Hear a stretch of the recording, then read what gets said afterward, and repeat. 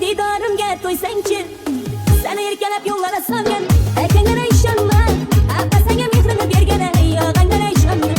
Seni erkalab yo'llara solgan og'angga ishonma, otasiga mehrini bergan akangga ishonma.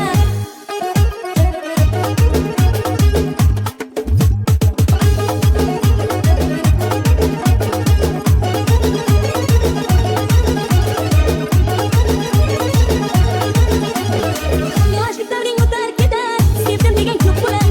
Aldab sinab yomon yo'lda ketdik degan ko'p bo'lar. Ey, yo'ldik davring o'tar ketar, o'ldim degan ko'p bo'lar. Aldab sinab daryo bo'yladilar, ketdik degan ko'p bo'lar. Sen ularning gaplaridan hayron bo'lib yurmagin, opam. Yoshing 40 dan o'tgan so'ng ay, turket degan ko'p bo'lar.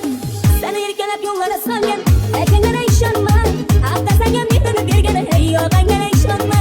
Seni erkalab yo'llara solgan og'angga ishonma, otasiga mehrini bergan akangga ishonma.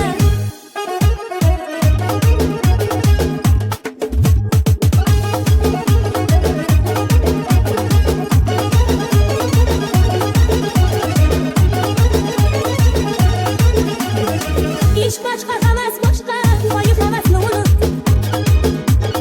Sevdim degan mardlik yurtni, kasbimdan mahkam tut. Ish boshqa havas boshqa, loyiq havasni unut. Sevdim degan mardlik yurtni, kasbimdan mahkam tut. Yolg'on va'dalarni bergan, yolg'on yigitlarni va'dalarini unut. Seni erkalab yo'llara solgan og'angga ishonma.